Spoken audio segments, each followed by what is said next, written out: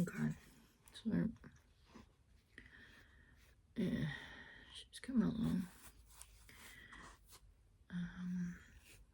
If you're lucky enough to pick a triple colour or a double colour, you will probably have like a black eye and a brown eye, or a peach eye and a cream eye, which I do find very creative. Little guinea pigs with patches over their eyes are quite creative. The patches are very creative. They create a unique character each time because no patch is the same. I've made a couple of tricolours and double colours. I enjoy them, but I don't because I was learning, and yeah, there's a lot of frustration involved. But it worked. Now I'm coming up to the chin. A lot of things get lost around the chin and the cheeks. This is where you kind of want to have a photograph around just to really get into what they look like. So as you can see here, I've got this these chins here, relatively, you know, they're going to be chubby. I know they are. They don't look it right now. They are very chubby. And I will be coming around on an angle like this.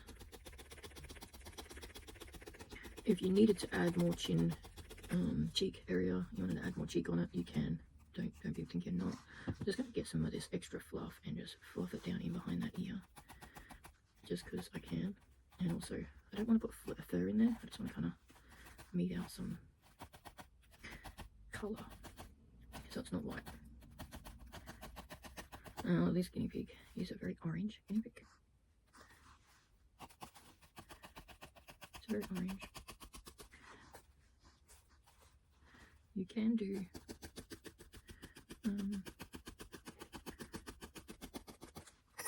this one here. And I like to just kind of trim around for the cheek.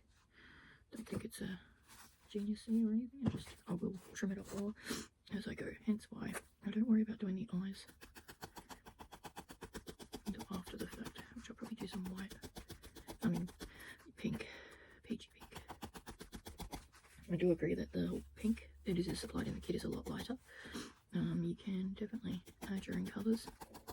By all means, no drama there. If you are unhappy with that colour, I didn't dye it, so not really a thing. Yeah.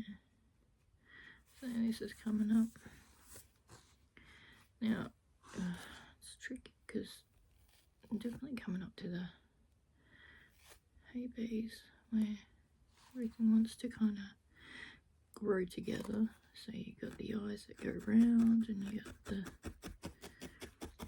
mouth and everything else. So everything wants to be relatively center of attention.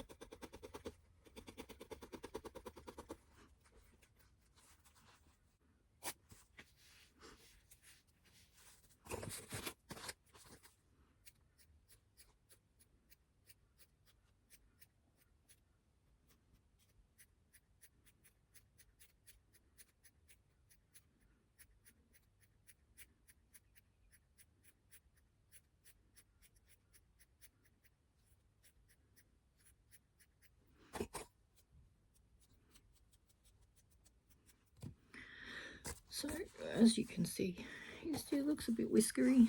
You just kind of felt this part down so it lies flatter than all the other areas. gives it a bit more of a, it's not so thick in his face.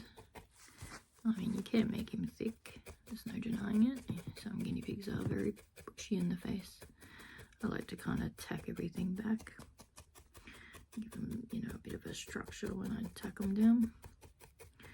The side of his face is coming along relatively well. I will probably end up, yeah, so you can brush him down and make him look relatively cute, so don't be afraid. And then of course this bit here is more like a flattening rather than a yeah, I kind of just put it all on there so that it's a little bit flatter rather than felt like fur. I don't know, I just went over the top of those two because they weren't quite thick enough so to see through. It will make sense when you're doing it.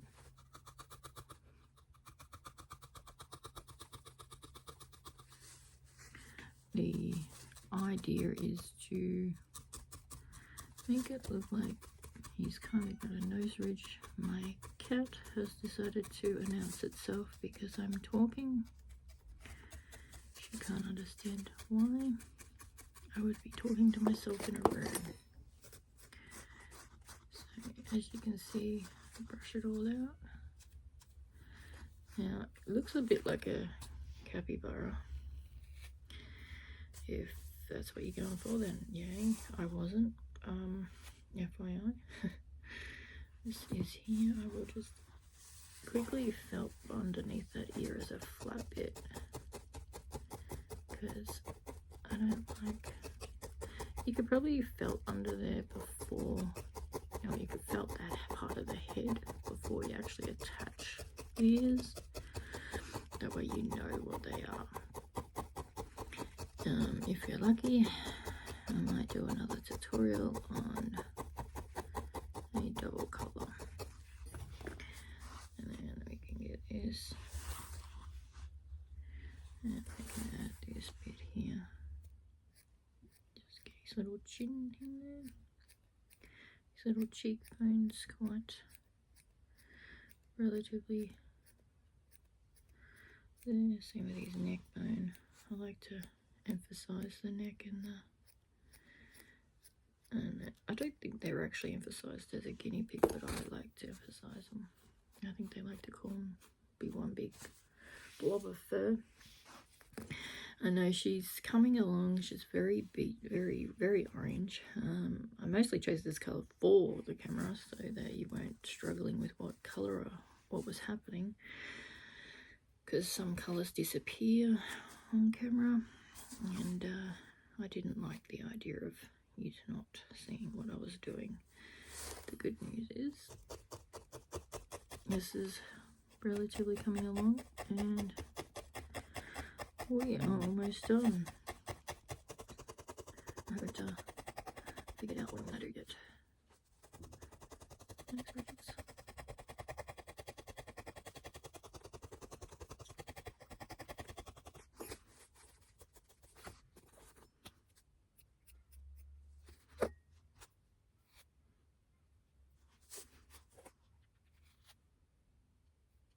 I'm breaking it into lots of more pieces because I don't need a lot lengthwise. I need some bit. Again, I do prefer to rip. Well, not let rip, it's just pulling the fibers apart so that I'm not actually cutting them, because sheep's wool is relatively easy to pull apart. No monkey, you're not coming in. Anyone out there with a cat as chatty as mine? Let me know in the comments. I have been neglecting her for this tutorial. She normally sits at my feet, but I didn't want to risk her jumping on the table while I was busy.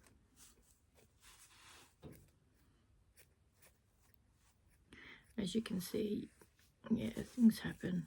You cut things off, you move things around. I've been relatively good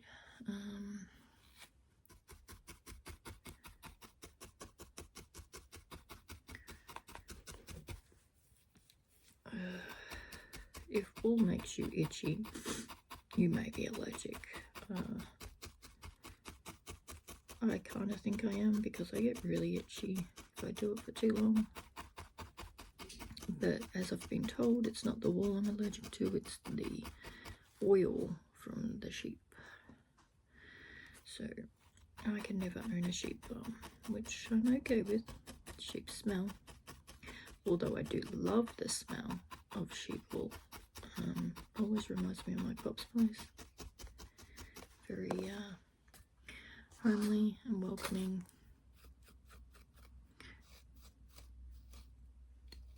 Okay, so I'm just trying to finish off the nose now. I'm adding extra colour to his nose tip because it's too white, and you know, it's, I mean, as much as I wanted the pink to kind of be really nice, it's not coming out the way I wanted, but that's okay. It is all still doable. Now, as you can see, he's got a bit of a, I call it a bald patch. Just add him a little bit more to his fur line and bring it back to here. The idea is to not have to fill in patches. If you followed along with the rules of line by line, you will be fine. Now, as you can see, one side's perfectly trimmed, the other side's not so much, so we will trim that up here to show you. You can leave the little white mouth, he looks kind of cute with that.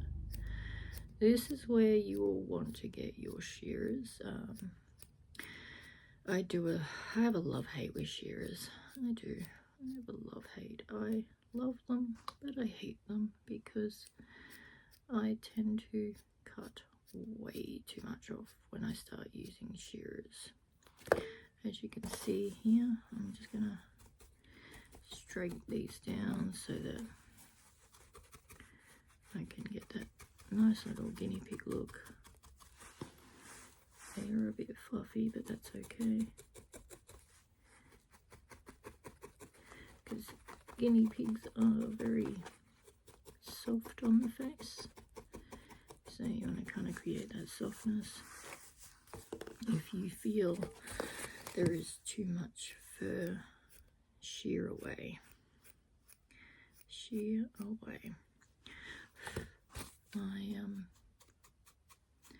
I use this brush because it collects everything that I need it to collect, all those annoying fibres that I've forgotten about. Now, as you can see, I've got a couple of long strands I've got to get rid of. So, little pumpkin patch here is going, wow. I know there is no patch on him, but or her, I think she's lovely. Now, as you can see, this little bit here, it's where we started. If you really want, you can actually take some of this fluffy stuff and felt it into there, so that it just creates like the illusion that, you know, that way it's kind of mixes in and no one will really notice, and then yeah, perfect. See? So this is kind of finished, kind of.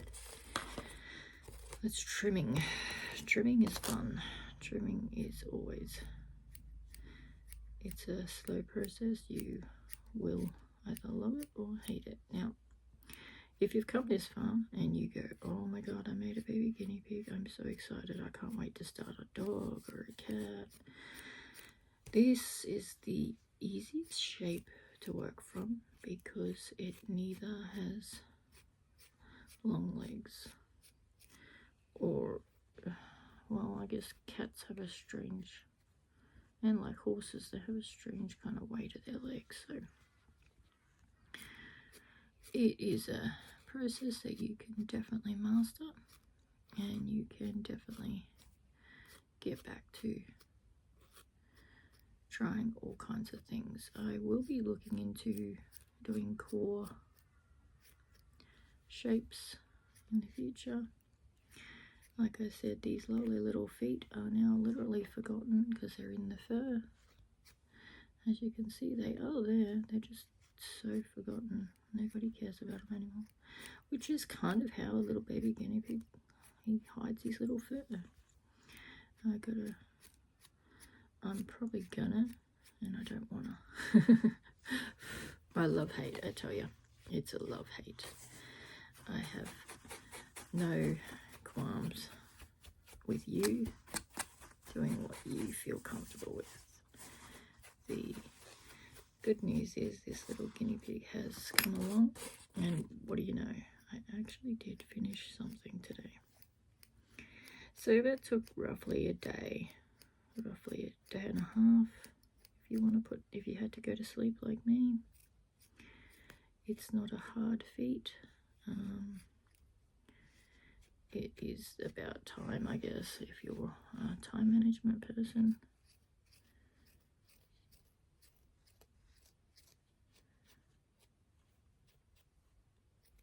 You don't have to do all this. I'm just doing it because I can, and I'm relatively obsessed. And yeah, so that is how we make our guinea pig.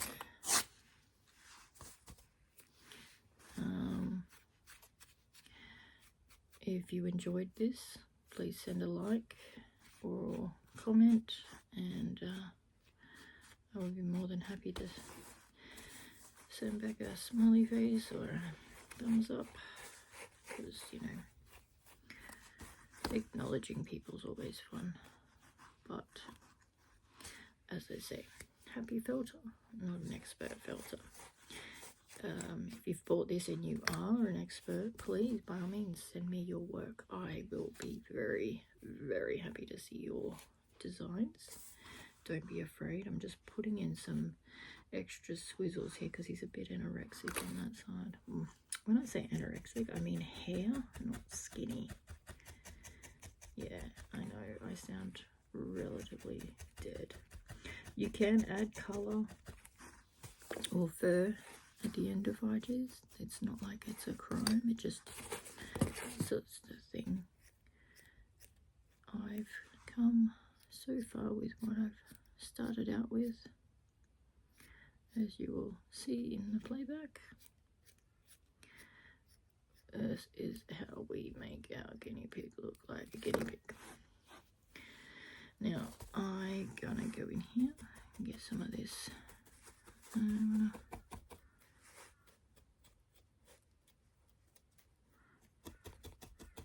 I like to flatten these bits out because their little faces are kind of softer. They don't have as much fur. Now, as you can see, I have left that wool here. I was going to put the pink in there. I might leave it. He looks cute the way he is because it adds sensual to the cheeks as well, because, you know, he's not a pure pumpkin. Those ones are brown. If you really wanted to make him completely the same color, you would actually use this color as the nose color rather than the pink. Same with the feet. I have just done everything as a standard box. I didn't really, I mean, I've made a couple of guinea pigs, but I have plenty of wool to make my choices with, so I can change my mind when I'm doing a project where if you've got the kit, you're kind of stuck with what you get unless you've got your own stuff. Now, as you can see, I'm playing with it. She is done. Now, she isn't perfect, but she is definitely cute. Now, if you want to add whiskers, you can get a paintbrush, pull out a couple of strands and glue them in. It's not a major thing. If you're worried about this bit here, you can add more colour